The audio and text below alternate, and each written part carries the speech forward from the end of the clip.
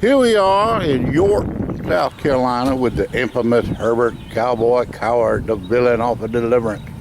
What do you say there, Herbert? You sure have got a pretty house. You've ever done any Somebody's gonna take that wrong. You're going. You remember last summer we went to we stopped by Richmond, Virginia, Yeah, we sure did. and we went by the Confederate Capitol. Yeah, we sure did. And President Jefferson Davis was president. He lived there, but when that place was getting ready to fall to the Union, he took off. He went south.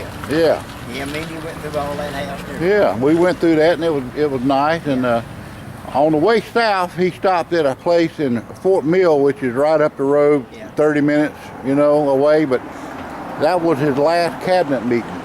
But then when he left, he came here to York, South Carolina, and we're standing at the site where Jefferson Davis spent the night at the home of Dr. James Rufus Bratton, which was right here. But And the house been torn out. yeah, that was on April the 27th, 1865. The house is no longer here. There's a thrift store here.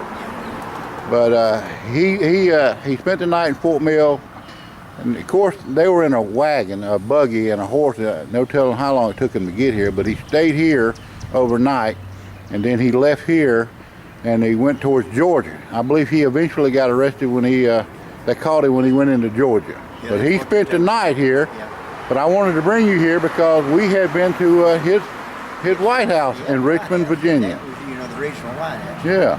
It was. So what do you think about old York, South Carolina? Well, it's a little town, but it's real easy. Yeah?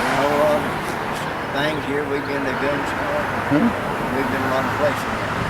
But I like South Carolina pretty good. You got a friend you talked to yesterday, a fan named Brian. Yeah, he's a farmer. He's a fireman down in Carlton County. Lives in Somerville. Yeah. Said he might be moving to Waynesville. Yes, he would, but he'd really wouldn't be retiring up there in maybe 2 or 3 years, and he wanted to move to Waynesville. He might be your neighbor. He might be my neighbor right across the mountain. You may have to tell him he's got a pretty mouth. Oh, I don't know that fella. You ain't gonna make him feel like a pig, are you? Not like all folks. All right. Let's go in here and see what Bertha's about to spend your money on. Okay. All right. See him at 11.